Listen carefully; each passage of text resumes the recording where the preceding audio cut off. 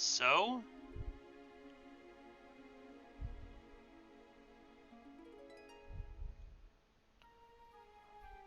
we're back with 428 Shibuya Scramble then, today.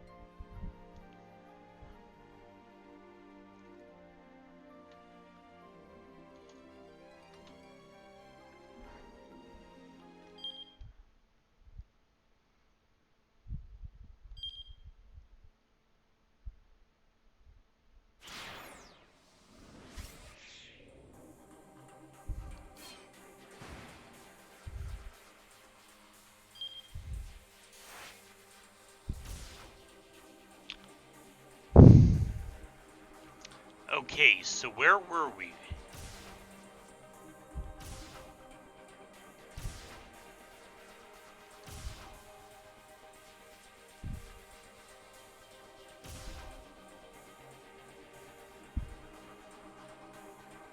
We were at the 1 o'clock hour.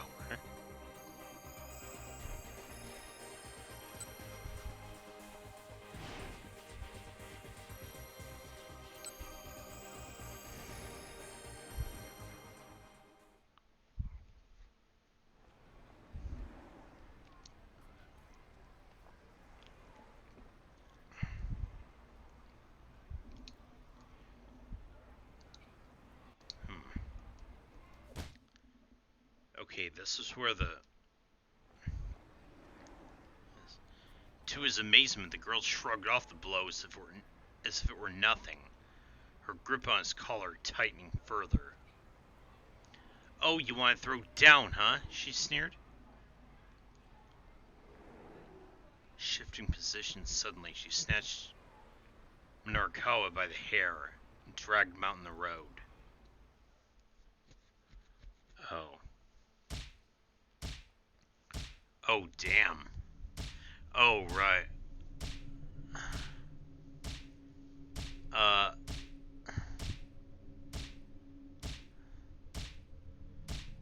Okay, this...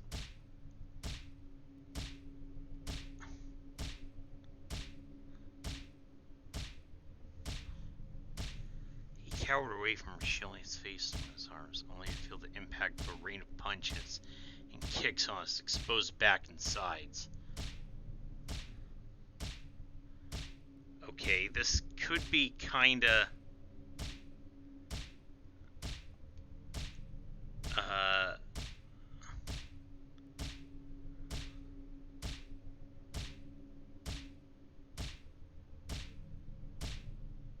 This could be kinda hot,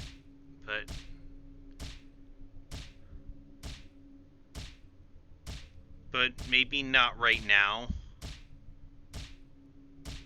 Pain shot through his body as each blow, perversely satisfying thump, then the pain continued to intensify.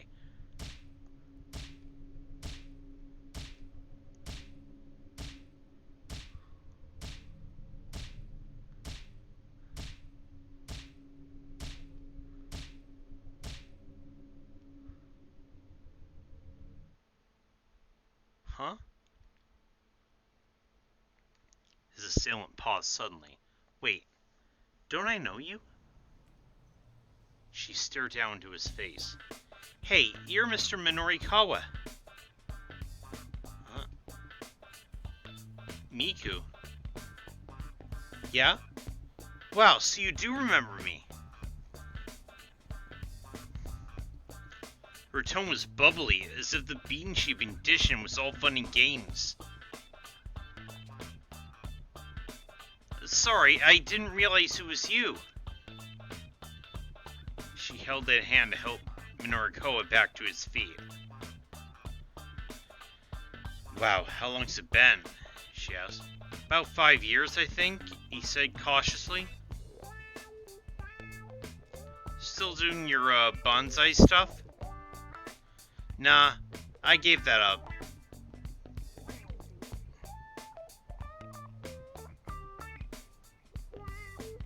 Miku had been Japan's bonsai champion back when she was in middle school.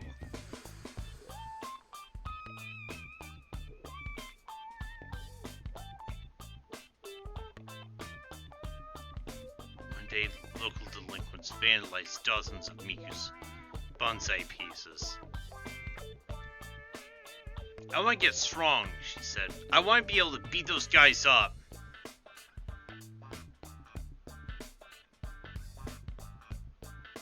So Minorikawa introduced Miku to an acquaintance of his who ran a martial arts dojo.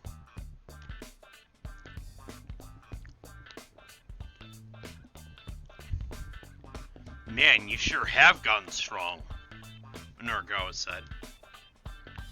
Well, that's the sort of gal I am. Miku handed him a flyer.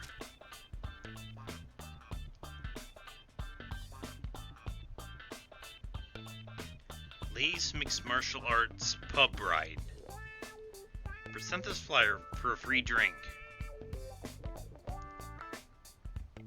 Place where you can watch girls fight in the ring while you have some drinks, Miku said. Oh, that sounds... Okay, that sounds like a fun time.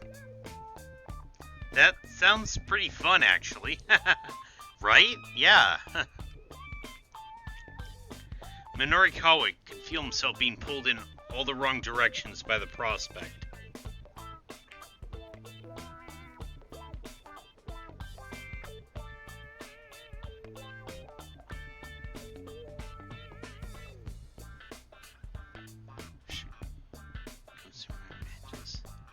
I'm the current champion there, Miku beamed with pride. Wait, you're the champion? Well, he'd seen firsthand how strong she was. What are you up to now? Working? Yeah. Running around trying to get interviews. Right now, I'm heading to, what was it again? The Nakane building, that's it. Oh, I can take you there, she said. I can use the exercise. Now, beg my pardon.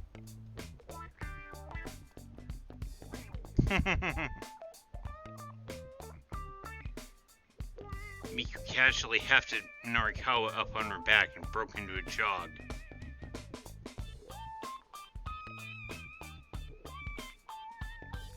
Before long, they arrived at the Nakane building. Minorikawa thanked Miku as she set him down on the sidewalk, and the two parted ways.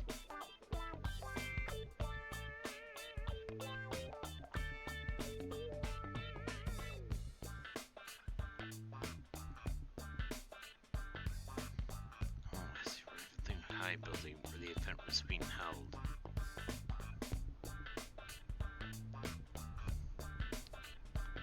The wall by the elevator was plastered with posters about Burning Hammer.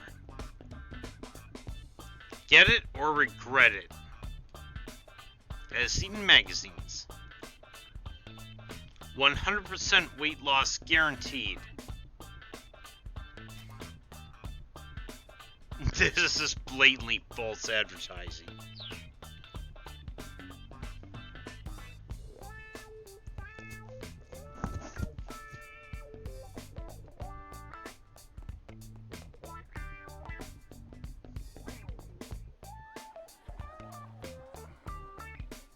Opening the door, he saw about 50 chairs. Most of them occupied by female attendees. There was a stage set up at the far end of the room, but nobody was on it. It appeared the event had yet to begin.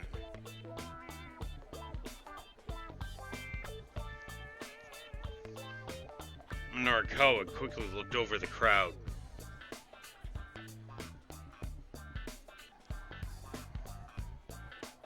Roughly half the women were somewhat elderly. All of them looked like they could stand to lose some weight. And for some of them at least, that ship had surely sailed some time ago. The crowd gazed at the stage with rapt anticipation. A beverage that allowed you to eat plenty and still lose weight was definitely an appetizing proposition. Could something like that really exist, though? Oh well, Noriko was just gonna have to wait and see. He did his best to get his mind into journalism mode. Ladies, terribly sorry to have kept you waiting.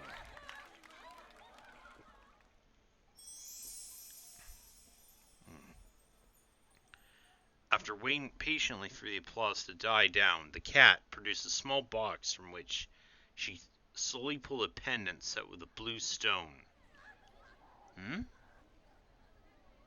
Certainly wasn't a diet drink, whatever it was. Noriko wasn't the only one who quickly realized this wasn't a burning hammer sample. After staring for a moment, the rest of the crowd began to fly into an uproar. Quiet! The cat shouted. Taken aback, the crowd quieted down. The cat held the pendant up, so high that everyone could get a look at it.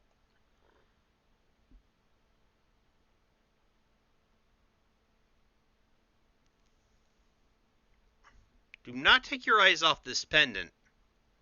If you do, you will die.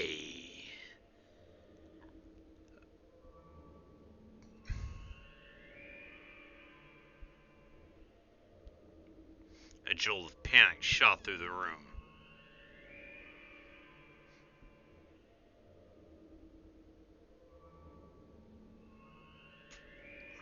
Slowly, the cat began to swing the pendant back and forth.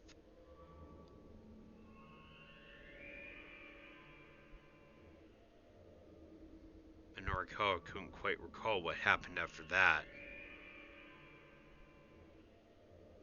When he came to his senses, he had already pulled a 10,000 yen bill from his wallet, handing it to the man he assumed was the demo organizer. In exchange, he received a pendant the same as the one the cat had been holding.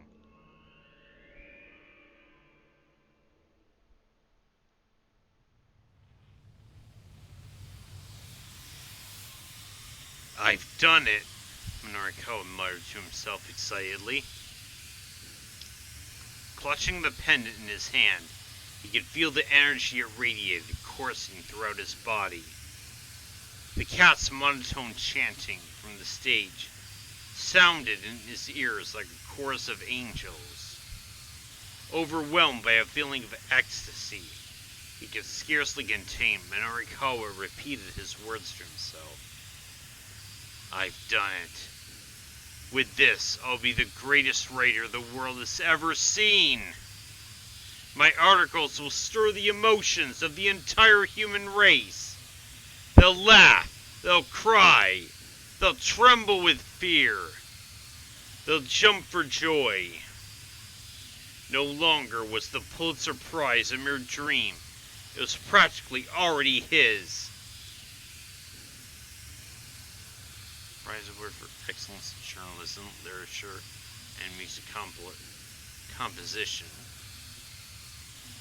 Named for American journalist Joseph Pulitzer, active during the late 19th and early 20th centuries, to whom he willed all his money to establish a journalism school. 3 Japanese photographers have been awarded the prize in the past. Yasushi Nago, Koichi Sawada, and Toshio Saki. Noriko wanted to know he needed to tell someone how excited he was.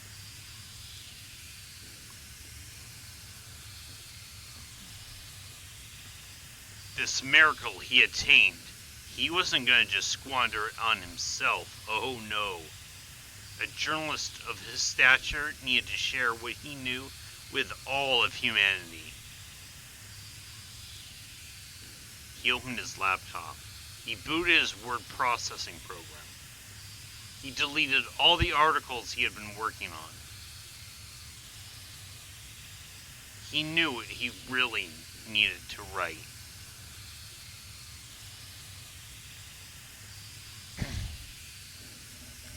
Special edition report on the Miracle Stone, only in 4-star General Gossip spring issue.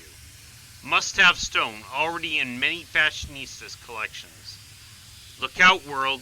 Mysterious gemstones set to change international balance of power. Blessed by the Miracle Stone?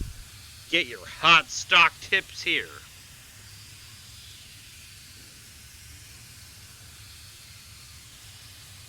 The pages originally slated for the pros and cons of security cameras and washed-up screenwriters were instead filled with glowing praise and rave reviews for the Miracle Stone.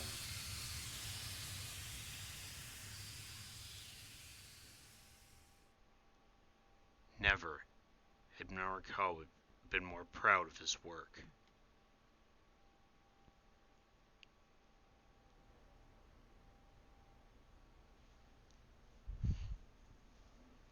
Back at 4-star General Gossip headquarters, Noriko handed his articles to Toyama, who was sitting glumly at his desk.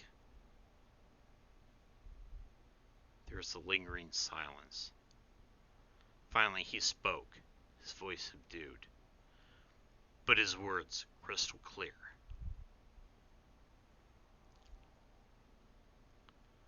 Yeah, this is all getting axed.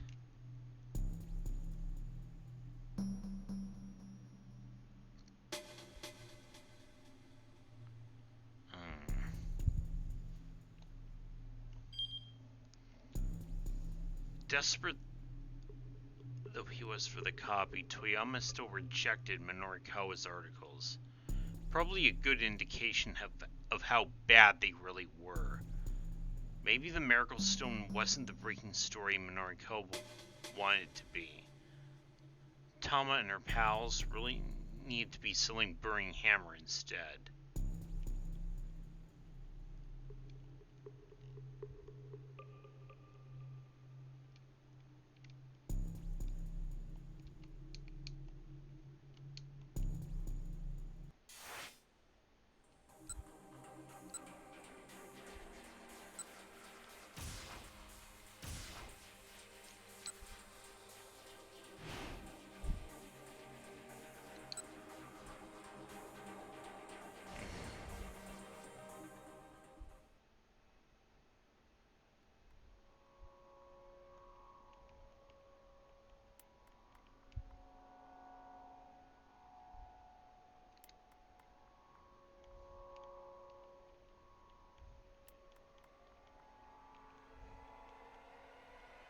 Somehow or another, I'm gonna have to sell Burning Hammer.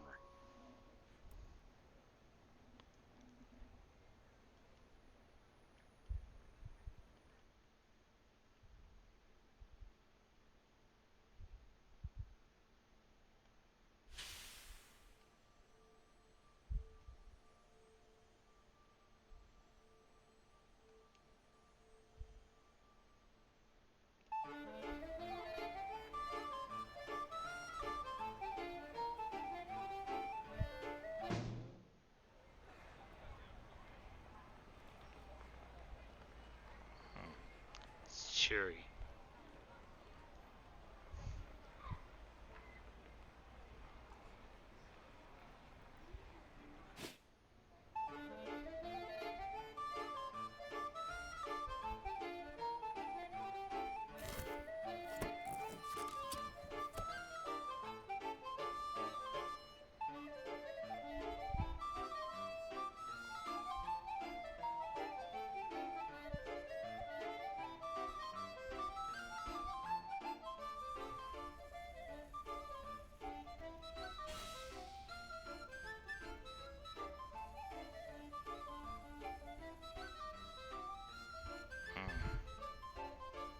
It's already been sold.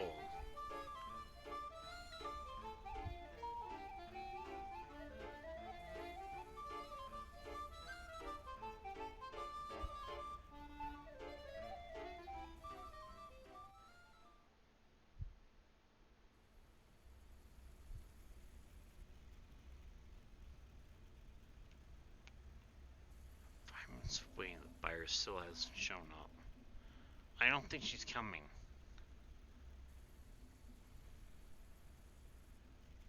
She's on the phone. She come by just after 1 o'clock to pick them up.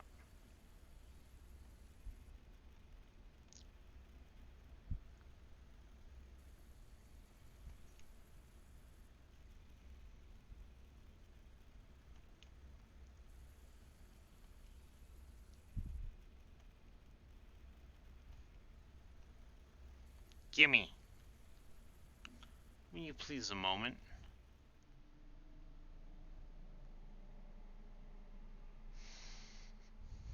Why did I spend all that time trying to hand out samples?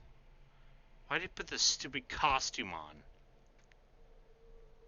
Why did I miss out on lunch? Why? What was it all for? Look, it's the Chupacabra. Huh?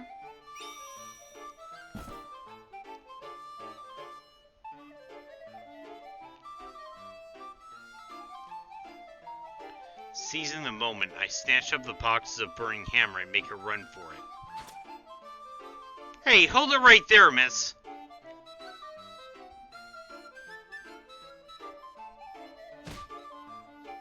Oh, I barely make my way past him.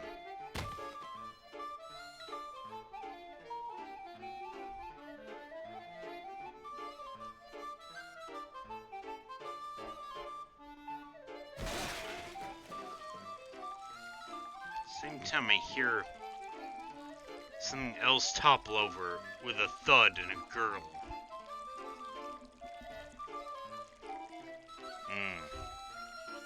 Gasoline?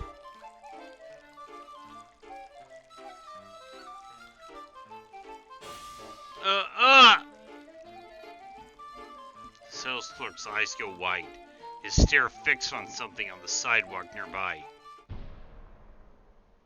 It's a cigarette.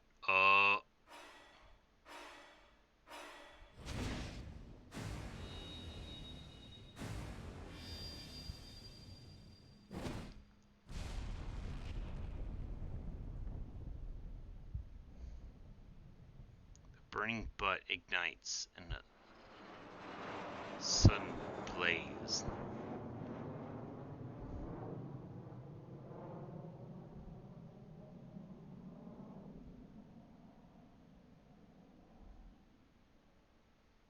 Today's news, shortly after 1 o'clock this afternoon, there's an explosion at a variety store at Dogawako in Shibuya, the cause of which remains unknown. Eyewitness report seeing an individual wearing a full-body cat costume fleeing the scene in the aftermath of the explosion. Police consider this individual a person of interest and have not ruled out the possibility that this bombing was a terrorist act. Several hours after the incident, the cat remains at large. Oh no. Oh no.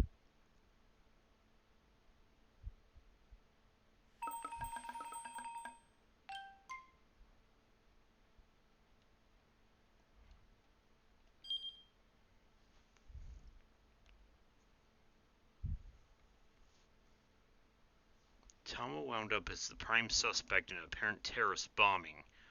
If the buyer shown up earlier, Tama's argument with the sales clerk might never have happened, to say nothing of the rest. As a matter of fact, the buyer was just outside the shop at the critical moment.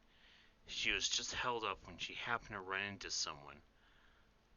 That someone's actions at 3:05 are the key to changing Tama's fate.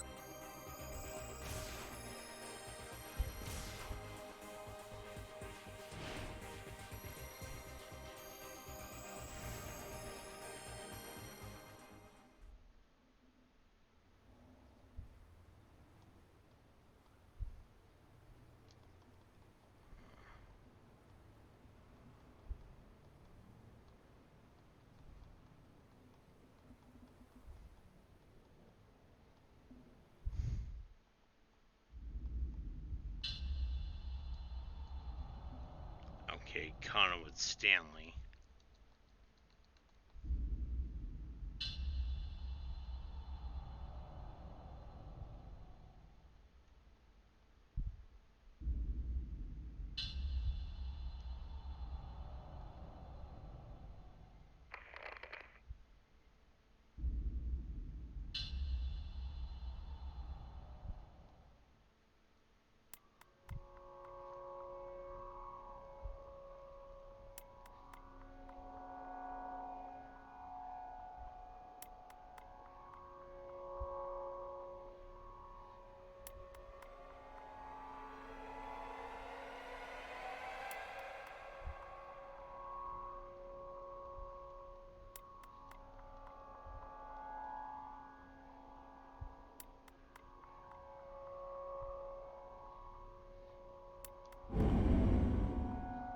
Oh, okay.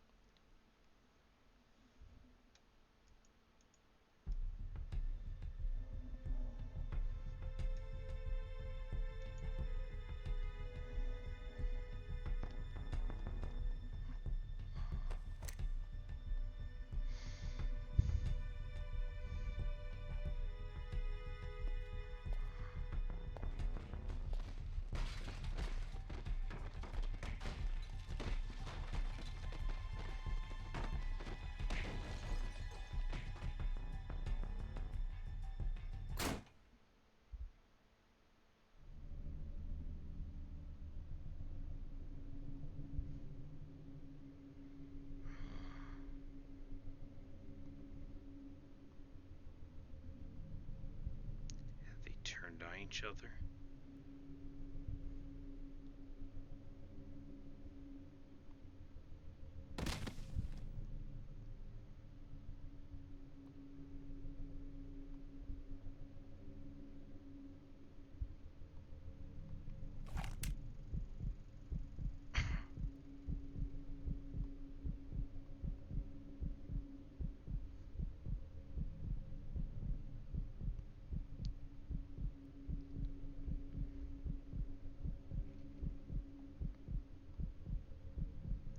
Someone had to be here somehow.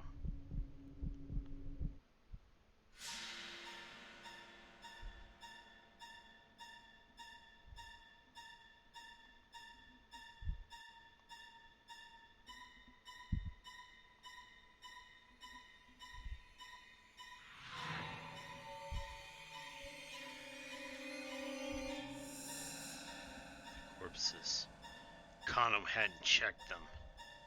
Hadn't checked to make sure they were all really dead.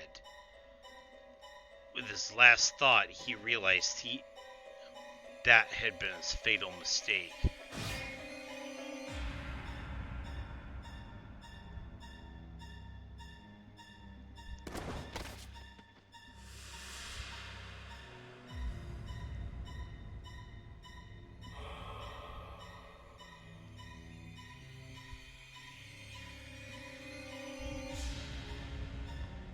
Ah, shit. Alas, there's nothing to be done for poor Kano now. He wasn't prepared for whoever is wielding that knife. Sometimes it's best not to rush things. Kano and Stanley might not have had the run with the killer if they had turned up a bit later. There's someone who can cause a traffic jam at 110. Should keep those two from meeting a grisly end.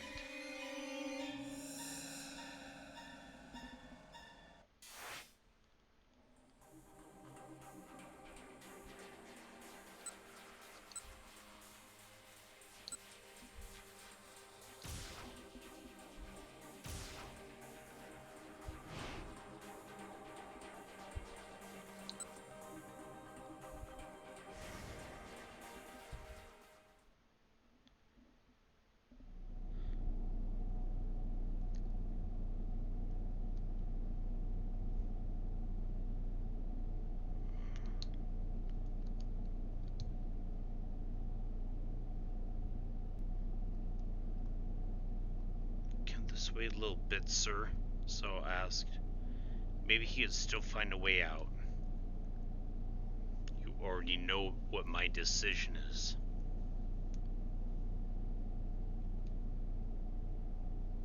So I didn't reply. He simply stared at the telephone.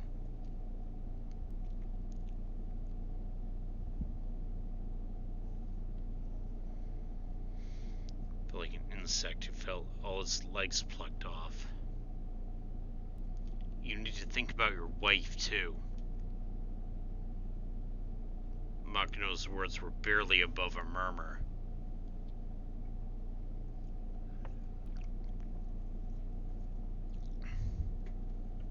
Realizing his boss was speaking as Ai's father, Osawa couldn't bring himself to resist further. He reached for the phone. It would be around 10 p.m. local time for the American firm. He decided to call his contact's personal phone. The head hunter was shocked to hear that Osawa wanted to decline the position. When he pressed for the reasons behind the decision, Osawa hung up.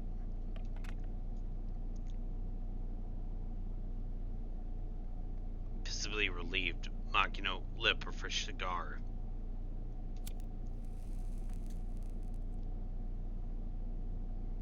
Sir, there's one thing I don't understand. And what's that? Osawa's head was feeling fuzzy. Smoke inside the vehicle had gotten extremely thick.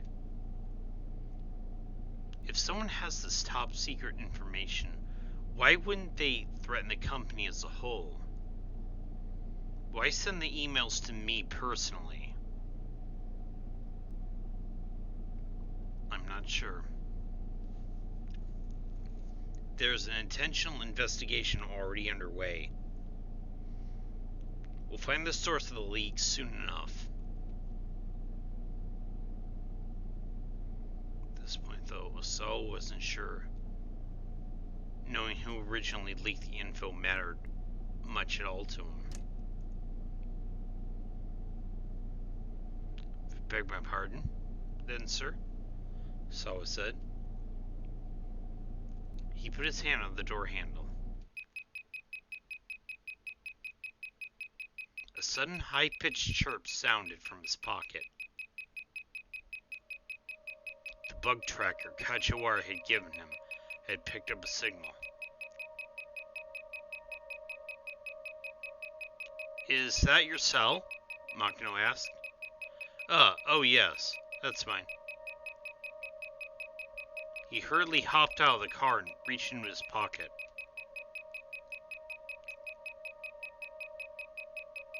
Is everything alright, sir?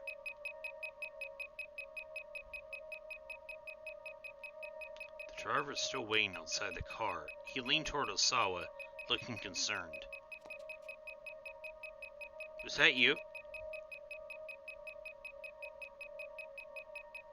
Osawa stepped close to the driver. Did you send those emails? What are you talking about, sir? Don't play dumb with me, Osawa said.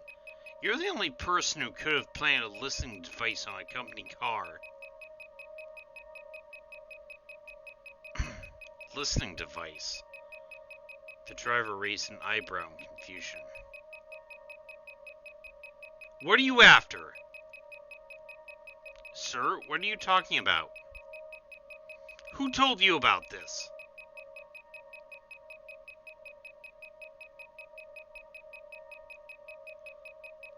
What are you after? Sir, what are you talking about? Who told you to do it? Tell me. The driver fled back into the car.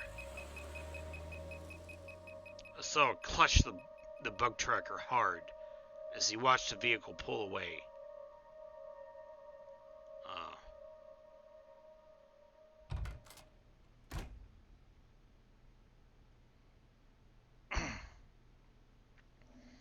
He went back to his house, still gripped by confusion to find Ai waiting in the entryway. She must have gotten home while he was out. You were with my father, weren't you? She sneered at Osawa as he slipped off his shoes. Yes, I was, he replied. And it's over. What's over? She knows damn well what. He struggled to maintain his irritation. America, I'm not going, he huffed. Oh, really? Well, that is good news. She sounded sincerely pleased. Maybe a little more pleased than Osawa cared for. I need to go finish up some work things, she mumbled.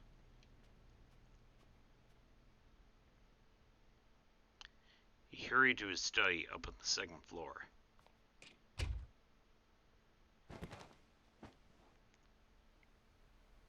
He threw himself down in front of his computer. There hadn't been any progress on the investigation, as usual. Just how long was all this going to go on for? Were all kidnapping cases this drawn out?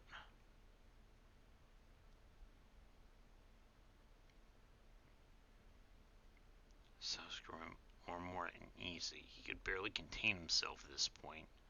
Was there anything that he could do?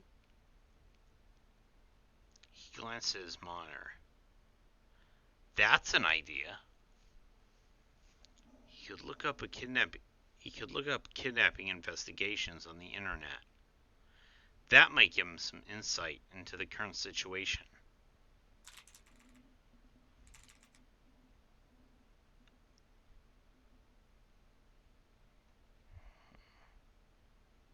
The engine pulled up over 100,000 hits. He scanned the beginning of the list for anything that might be useful.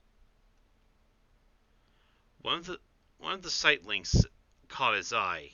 How the police do it.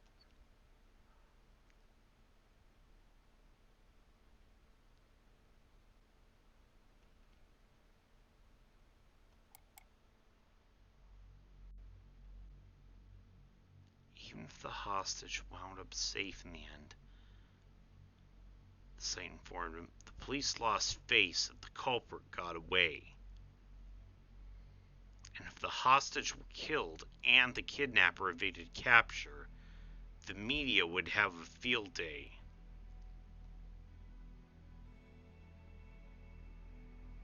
This made apprehending the suspect an absolute necessity.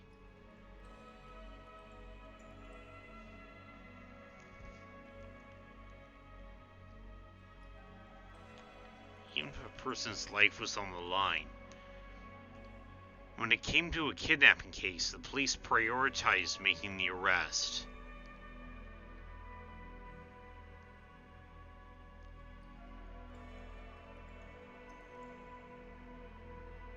Taking his hand off the mouse, Osawa sat back and thought. He wasn't going to be able to relax until he heard Maria's voice again. But if the police prioritized arresting the suspect, why were they just letting things stay in limbo now? Didn't they have the crooks under surveillance?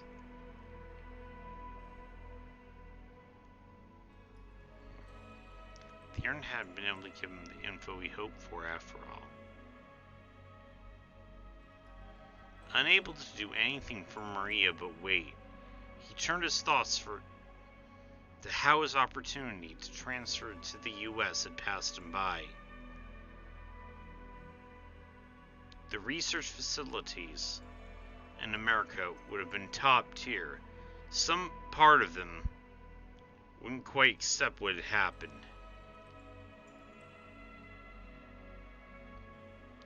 Still a quick look at the back of the door, then surfed to the Ayakumiya fan community for people 40 and over. Whenever something was weighing on his mind, posting at these forums seemed to turn his mood back around. He knew that now wasn't really the time to be doing this, but he needed to be doing something to calm and quiet his mind.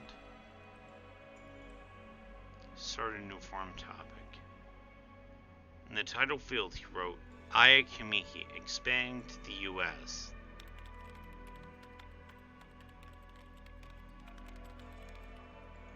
With Ayakimihi still at the height of her popularity, does anyone still think it would be exciting if she ventured into the American market? I know I would. She's not the sort of artist who deserves to be confined to Japan. She should be recording in an American studio, staffed by the industry's best. I'd love to see her career really take off. Over there. He wound up getting a little back and forth with himself. Hopefully you get a response from someone else soon.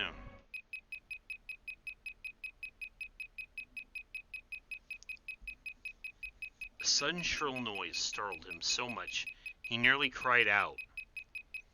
His heart fluttered like that of a young child who had been caught in some prank. Realizing the sound was coming from the bug tracker, he pulled it from his pocket and took a few breaths to steady himself. Evidently, someone had bugged his study as well.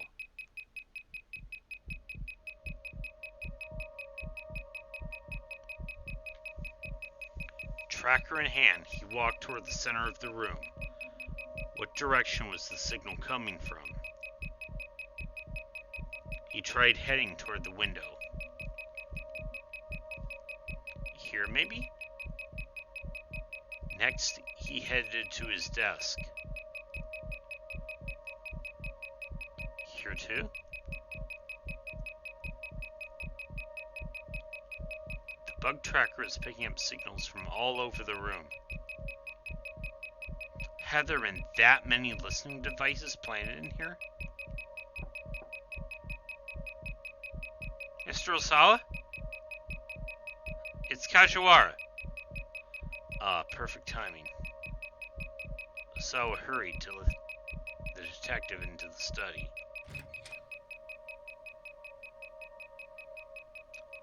The bug tracker is picking up signals. Oh? Yes, from all over the room. What should I do? Mr. Osawa, please calm down. If that's even possible right now. Feels like there must be 10, no, maybe 100 listening devices in here. Kajiwara didn't miss a beat. Let me be honest with you. That bug tracker is broken. What? Osawa was dumbfounded. Broken? But this is the one I got from you, right? Well, yes, but mine isn't detecting anything. Kajiwara produced an identical bug tracker from his pocket. And as he said, it wasn't getting any signal. As I recall, Mr. Osawa, that one was dropped on the floor when I was trying to hand it to you. Ah, yes, that's right. That must have been when it broke, sir.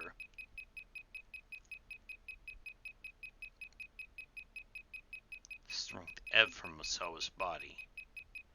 He didn't have the mental energy to be angry anymore.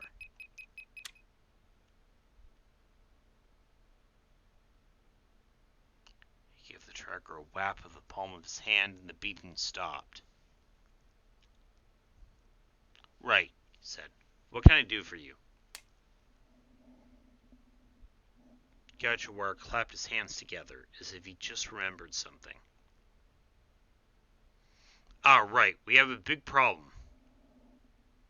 The toilet again? Osawa sighed. No, it's not that. It's something worse. Kajiwara's face turned again. Something worse.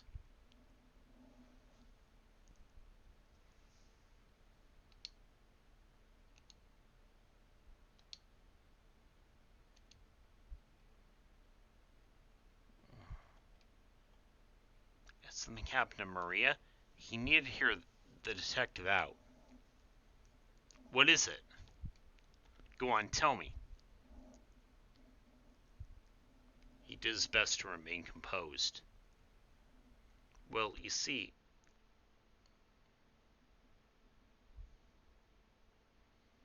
we ordered lunches for everyone. It looked like there were 2 still left over, so I wound up eating them. Really? This was your urgent news? There was an awkward pause.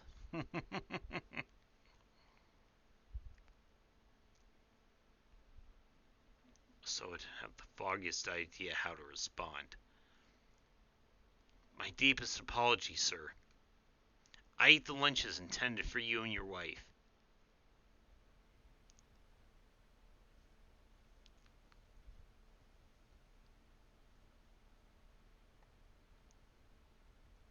And I really do need to apologize. They were tonkatsu bento boxes, and they were delicious. The meat was so tender, and the batter so crisp.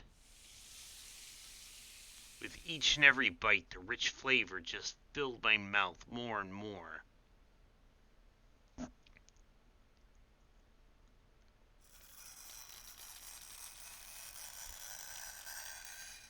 So a blood vessel burst in his skull. Listen, you. Get your goddamn act together, or... He didn't get to finish that thought.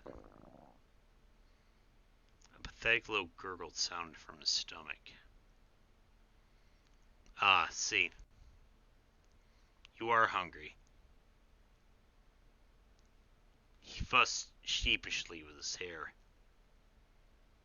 At the talk of food, Assault realized abruptly he hadn't eaten anything since the night before. Shall I make something for you? The detective asked. This is all my fault, after all. You can cook?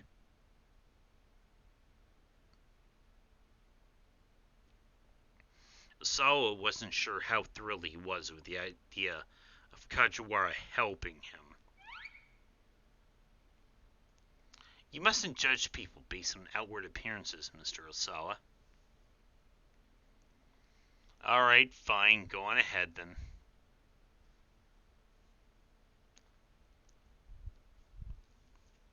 His newfound hunger was making it hard for him to think. It would certainly behoove him to eat something.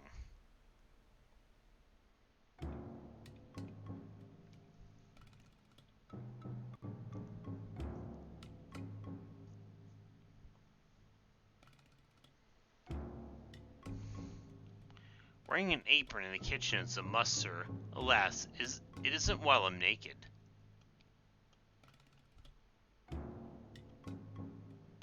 No, you don't have to demonstrate. Did I...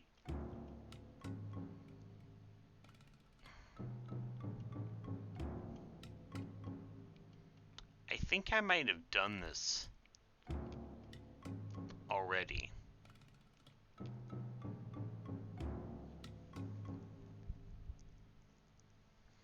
Oh, this is bad. I need to whip something up pretty fast.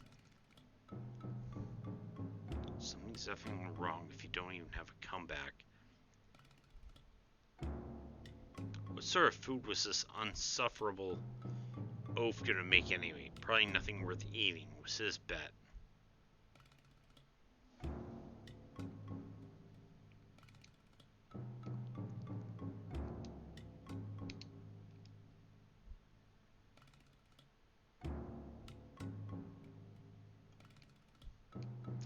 For now, he would just have to pray he wound up with something edible.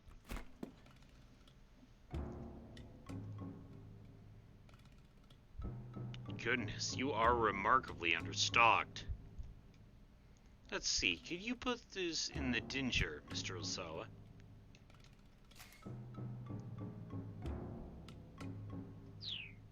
The microwave.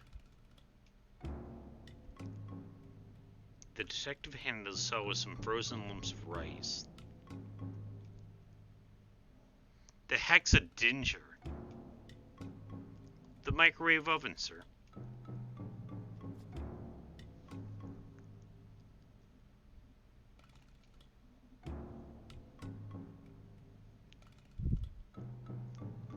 You should thaw that rice out as soon as possible, Kachiwara told him. What? You don't know how to use the microwave? Sawa can only nod in silent shame. Wait, which one? That one, sir. The one on the right?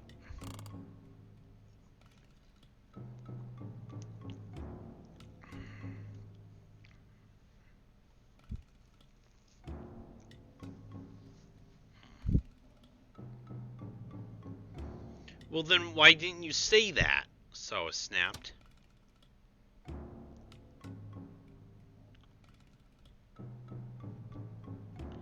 I've never worked in a kitchen in my life. Don't ask me to do things that are this difficult.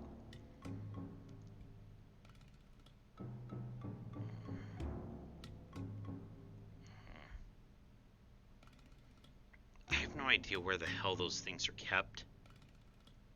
Kachiwara let out a heavy sigh. Alright then, please just sit and wait, sir. And here, take this. Kachiwara pulled out a sheet of bubble wrap from his pocket. Use your fingers and pop the bubbles. That should help you calm down. Too drained to argue, Sawa did as prompted, starting to pop his way along the sheet.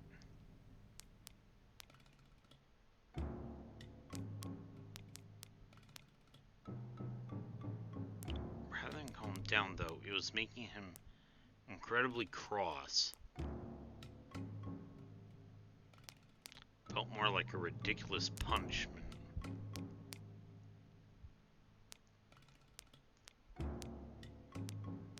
They say you can learn a lot about a household by looking in the fridge, you know. And just what have you learned about mine? I better not say, sir. You might take offense. So snapped another bubble between his fingers. Ah, the rice finished thawing.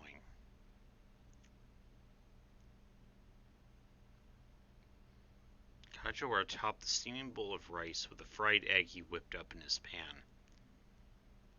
Then, as if it were an afterthought, he added some pickled vegetables.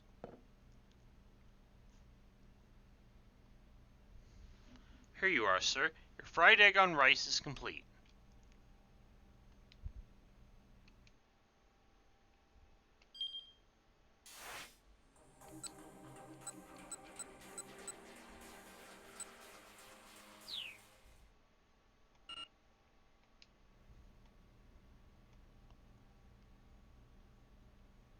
Go on, eat while it's still warm.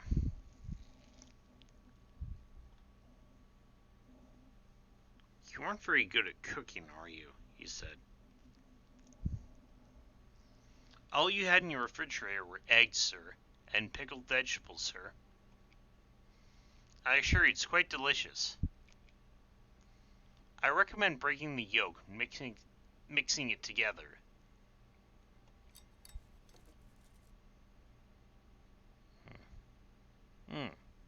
That's good.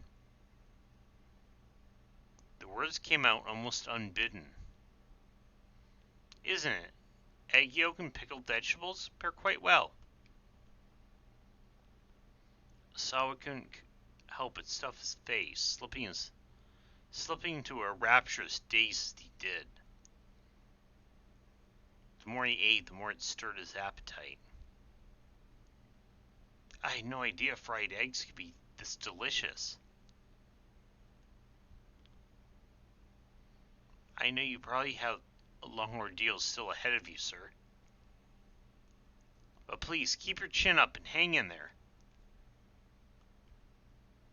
Ah, that's right, he continued. Huh? Kajiwara grimaced as Sawa held up a hand in refusal.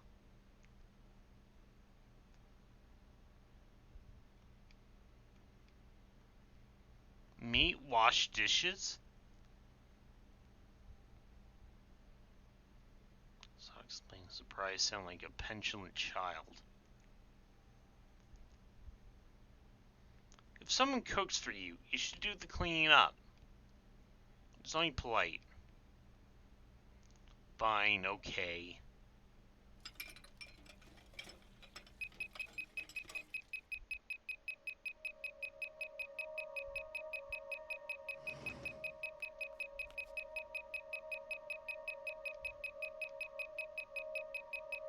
Tanaka poked his head in the kitchen.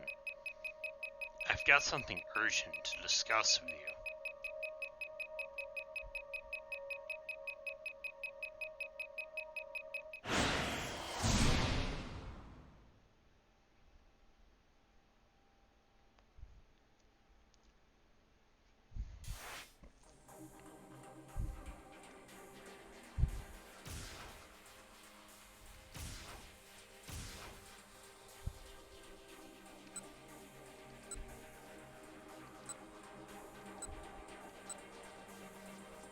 Oh damn, what do I...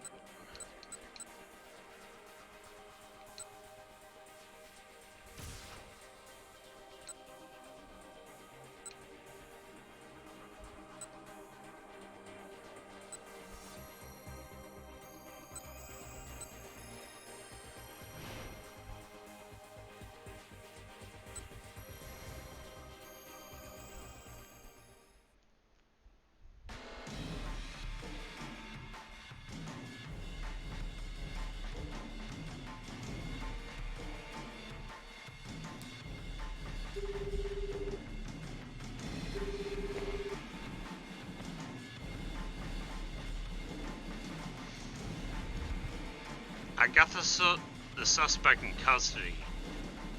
How's your end? He got away from me. What about the attache case?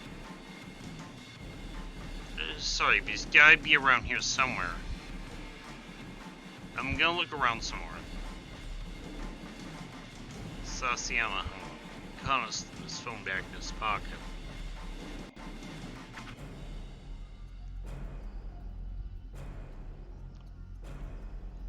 As he did, the man pulled a knife from his breast pocket and swung it right at Kano's face. Kano managed to jerk away in time, but his momentum carried him too far backward, and he sprawled on the pavement. Damn. The suspect was already making a run for it. Suddenly, a large car of foreign make skidded to a halt, blocking out the man's escape route. A tall Caucasian man jumped out. He wore sunglasses and a crisp suit. Now cornered, the fleeing suspect brandished his knife. Be careful! But Kano didn't even have time to finish shouting his warning. There was a metallic pwing, and the knife went flying through the air.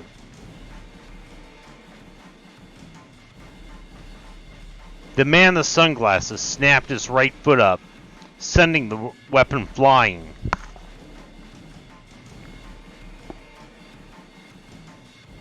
The attacker's jaw dropped in astonishment.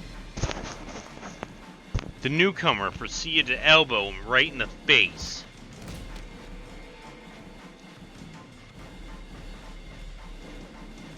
The blow connected, and the suspect went down hard. Ow! The fallen man turned his head to look at Kano. His mouth moved as if he were attempting to say something.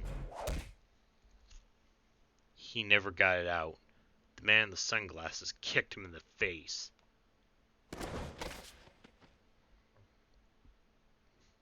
With a groan, the perp slumped down, unconscious. Hey, Connell snapped. What the hell are you doing?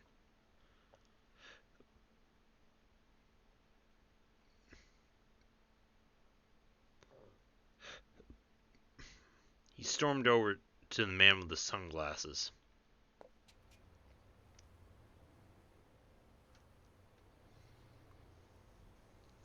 The man nonchalantly dusted off his suit. You were to watch over and see where these guys went, right? He spoke in fluent Japanese. What happened to that Japanese sense of honor I've heard so much about? Who are you? I'm from the U.S. Embassy's Regional Security Office, the man replied. He presented Kano with his ID. Jack Stanley.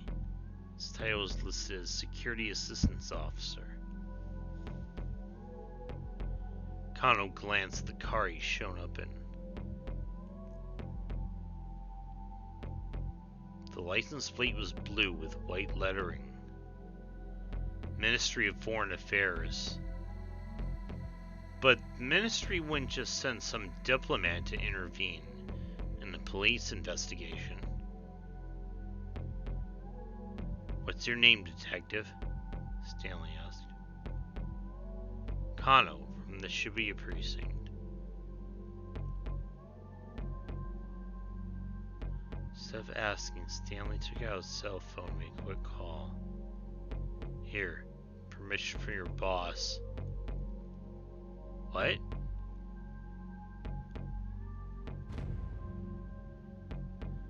Kano speaking. You imbecile! What the hell are you thinking? It was Kuze, and he was furious. Understandably so, really. Kano disobeyed a direct order, and for what? All he accomplished was losing a track of the attaché case. I'm sorry, sir. You think sorry's gonna cut it? You're off the force, Kano. Still, orders from the top don't trump the hostage safety. If he could have gone back and done it all again, he was sure he'd make the same call. Maybe that...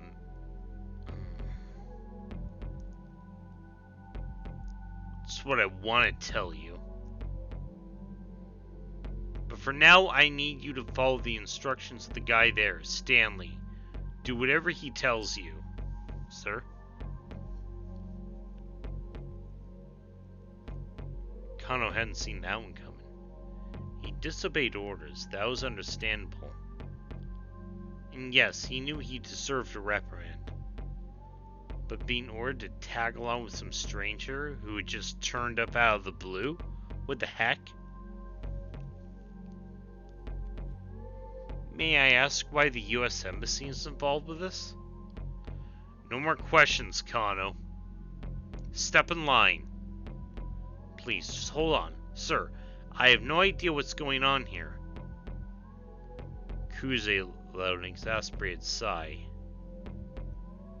That makes two of us, kid. And with that, the director hung up.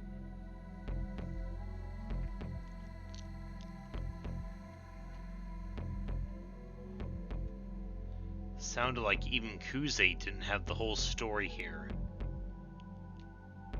Which meant the orders were coming from someplace higher. A foreign syndicate moving the ransom around the U.S. Embassy. Whatever is going on, there is more than just a local kidnapping case.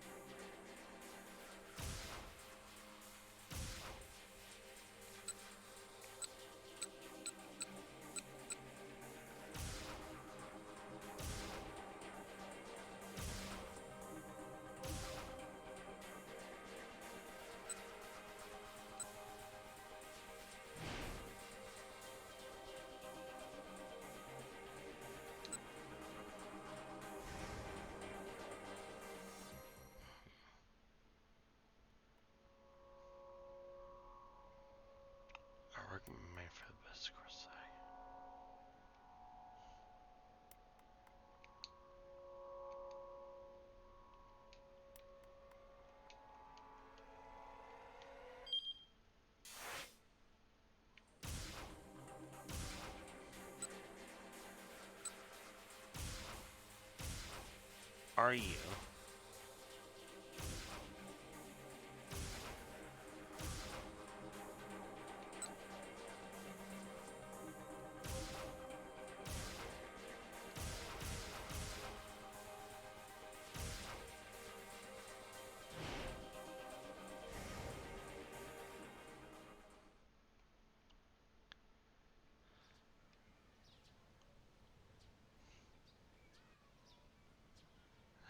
Catching a breath, Aki sensed a new tension in Hitomi.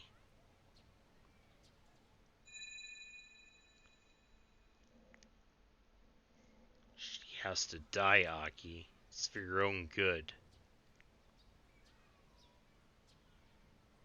In his mind, Aki replayed what the man with the cane said.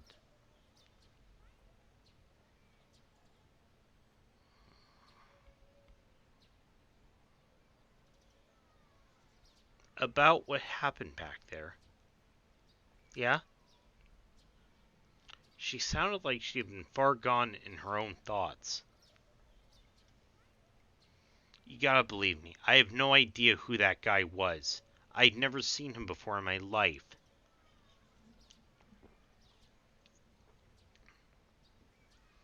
He must have been saying that stuff to confuse us, to trip us off.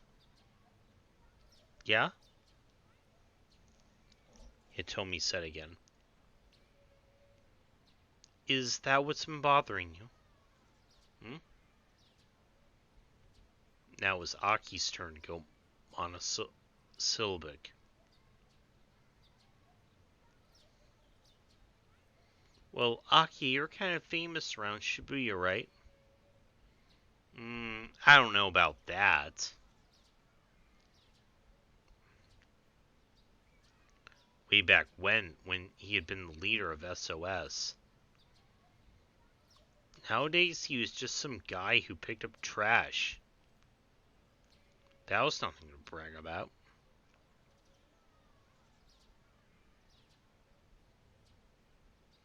When someone's famous, it's not unusual for someone else to recognize them and know their name.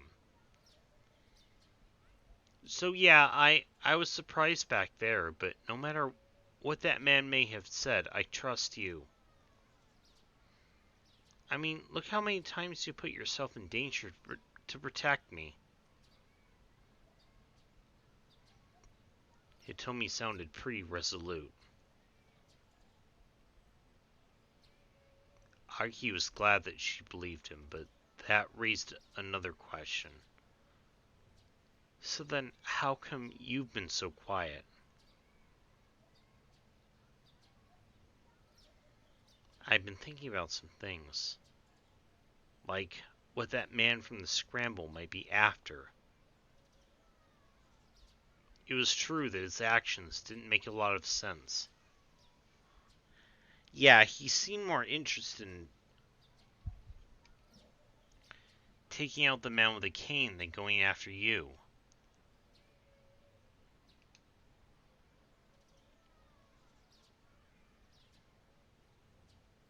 Maybe it was a case of mistaken identity? You think so? Hitomi said. She sounded doubtful, and Aki couldn't blame her. It did seem pretty unlikely. No, for whatever reason, the foreigner had deliberately gone after the man with the cane.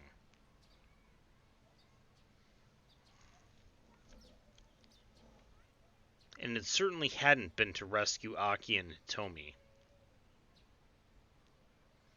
The enemy of one's enemy was not necessarily one's friend. The man with the cane and those foreigners. Would Aki and Hitomi really be able to escape them all? And if they did, would they ever find Hitomi's sister?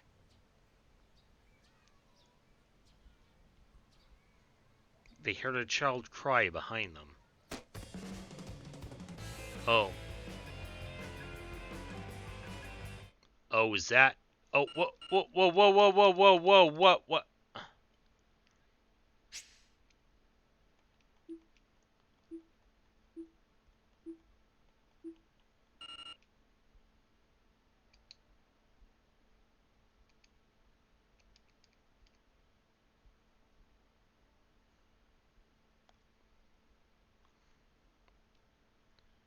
You... Okay, you just auto-scrolled through that whole thing.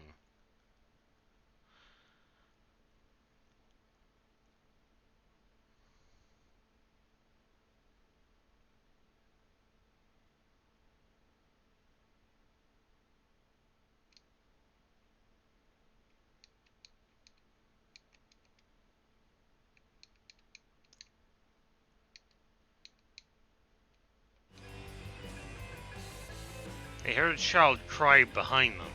Turning to look, they saw the kidnapper rushing toward them. He knocked over a little girl who was in his way.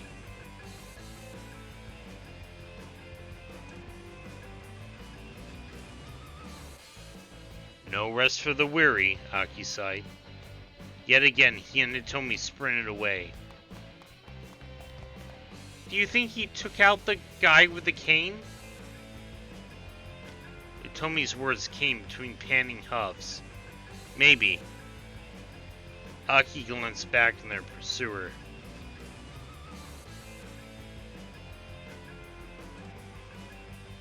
There was someone else with him. Now they were being chased down by two foreigners. I like this better when we were just running from the one guy with a cane.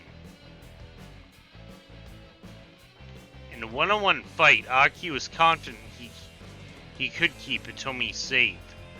1-on-2 though, that was a different story.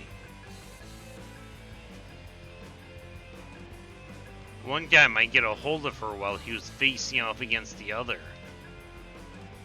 He had to make sure that they lost these creeps, no matter what.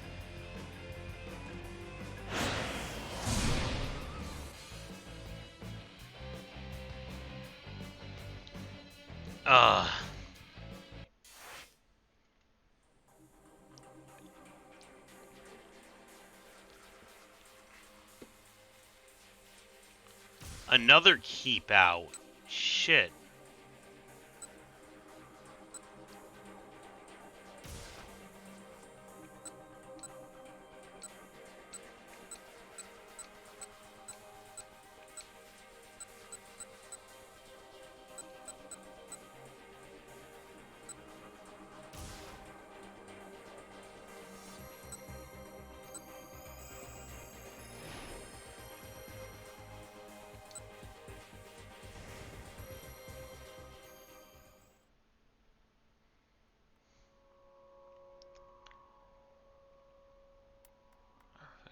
Conclusion.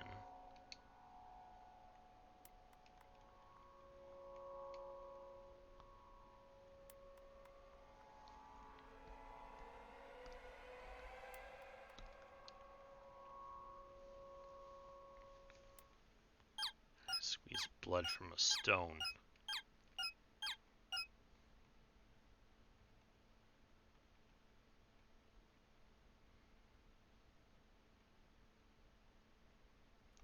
The Anagachis?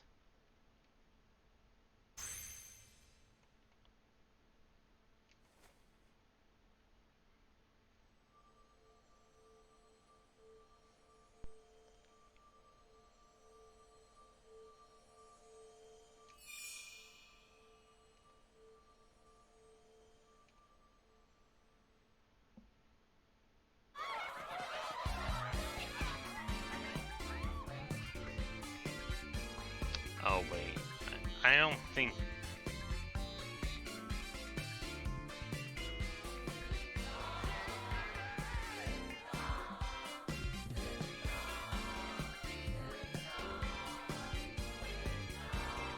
Okay, the Karens... cheering.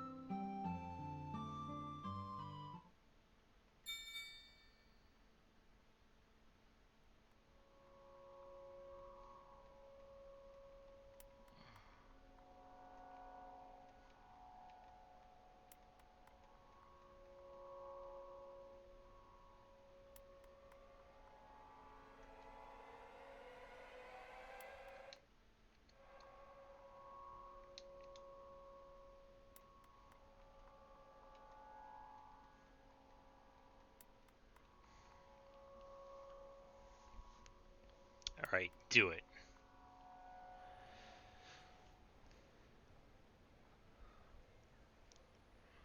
Wait a sec. I've seen this before.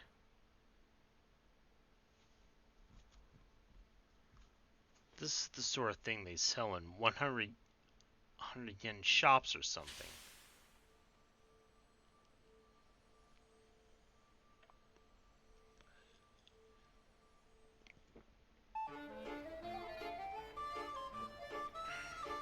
Guided by this ray of hope, I head for the knick-knack shop as fast as I can run.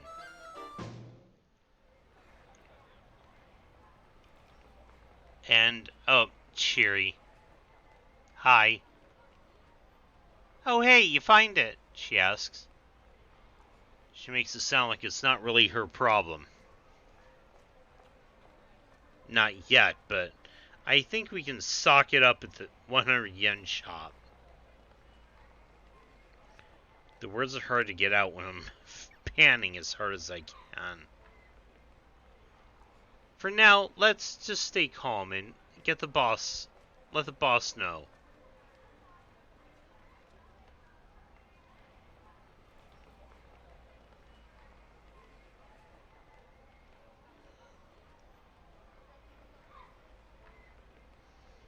Got it. Leave it to me. Cheery nods and break into a run.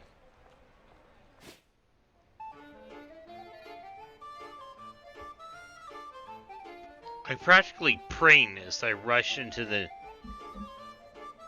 knick-knack shop, where I immediately spot the cardboard boxes I saw earlier, still stacked up.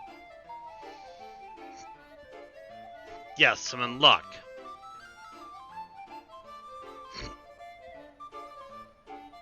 I dive into one of the boxes to check what's inside.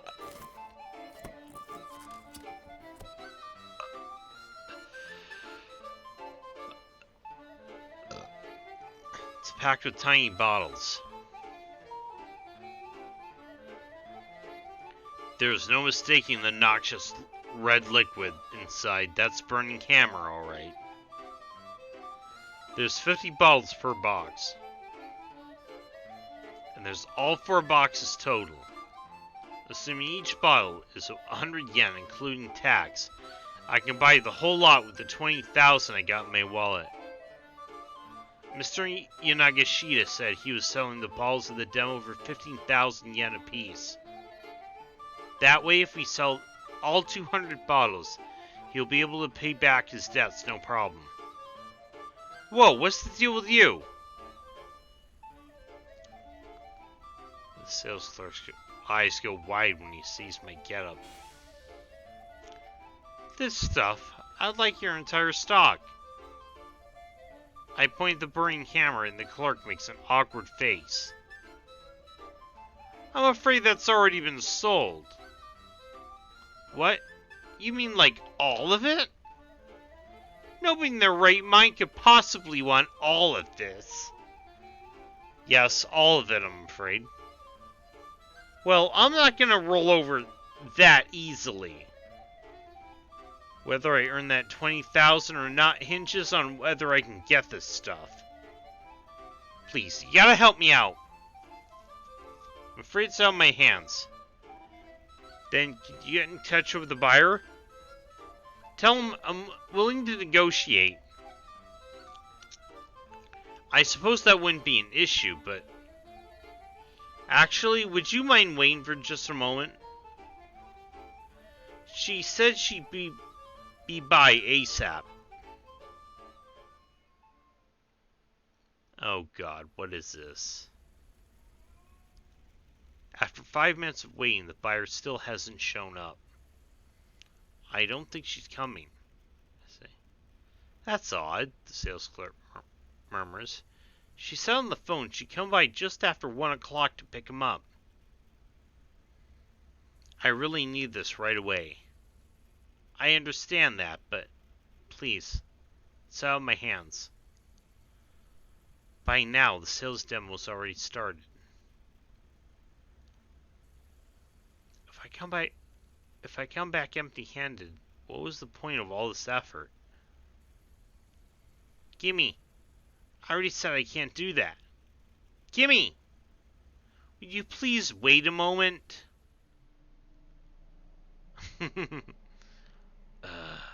Why did they spend all that time trying to hand out samples? Why did they put this stupid costume on? Why did they miss out on lunch? Why? What was it all for? Look over there. It's the Chupacabra.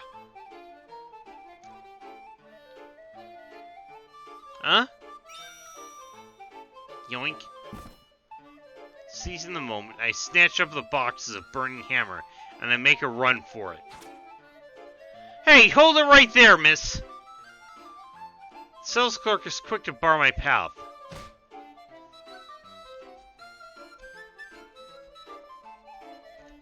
I barrel my way right past him. I bump him harder than intended as I race by. He loses his balance and goes crashing through the display case at the front of his shop.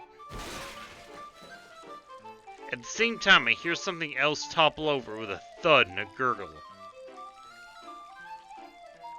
Some sort of liquid begins to gush from a red polyethylene container. Oh, is that gasoline? The sales clerk's eyes go wide, his stare fixed on something on the sidewalk nearby. It's a cigarette. Oh shit.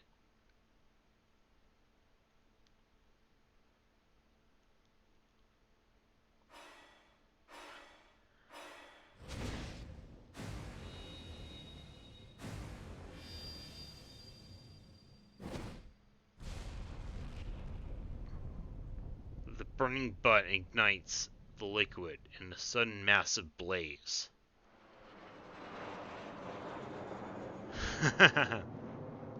And now for today's news. Suddenly after 1 o'clock this afternoon, there's an explosion at a variety store in Dagawacho in Shibuya. Which remains unknown. Eyewitnesses report seeing an individual wearing a full-body cat costume fleeing the scene. In the aftermath, police consider this individual a person of interest, and have not ruled out the possibility this bombing was a terrorist act.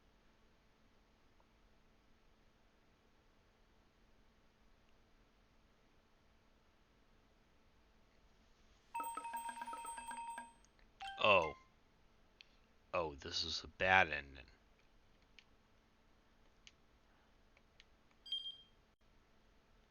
Tomo wound up the prime suspect in an apparent terrorist bombing. The buyer showed up earlier. Tomo's argument with the sales clerk might never have happened to say anything of the rest.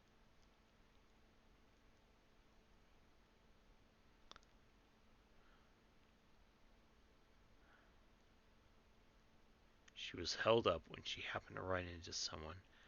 That someone's actions at 1:05 are the key to changing Tomo's fate.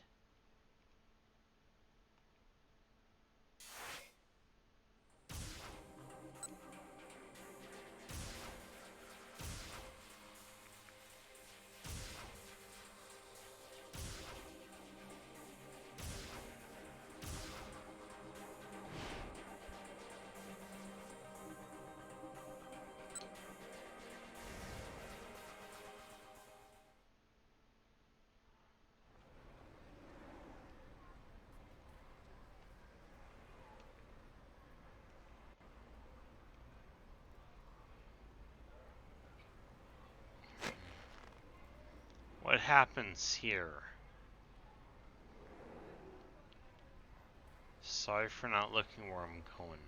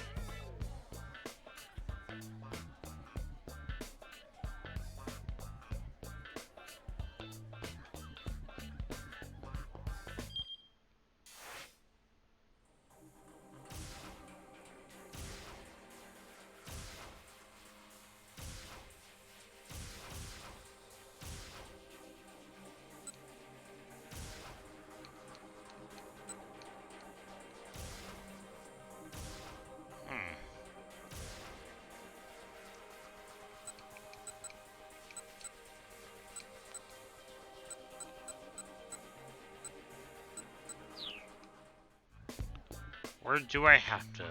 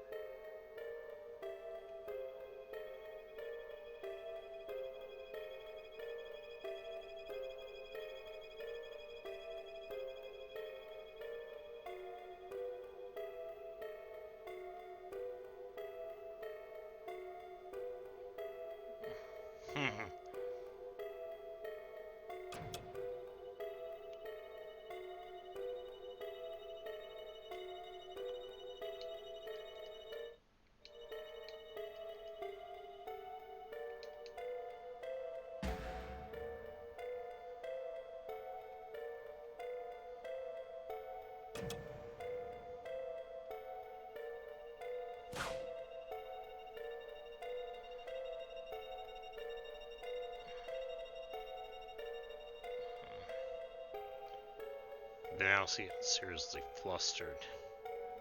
I just, I want folks to get to see a little magic show first. No, try again. 30 seconds left. Okay, alright. What happened is, the required merchandise, what happened to the merchandise? Well, it's just, time's up. What? The man's face went pale.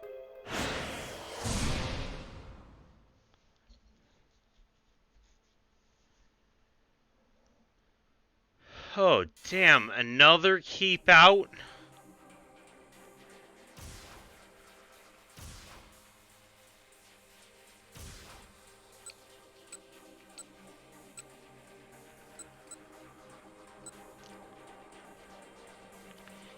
I think as much as I'm liking this game, I think I'm going to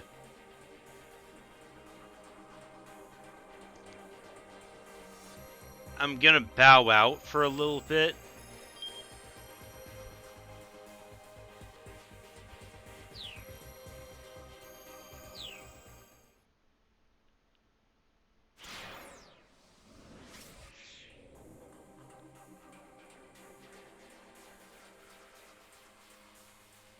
I think I'm gonna bow out for a little bit, and I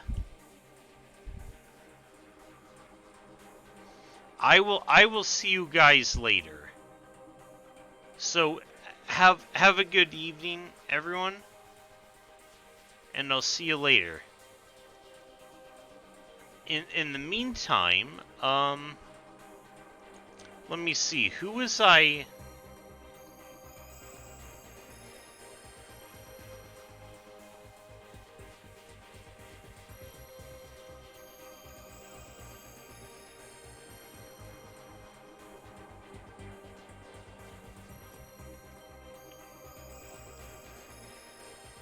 Oh, here we go.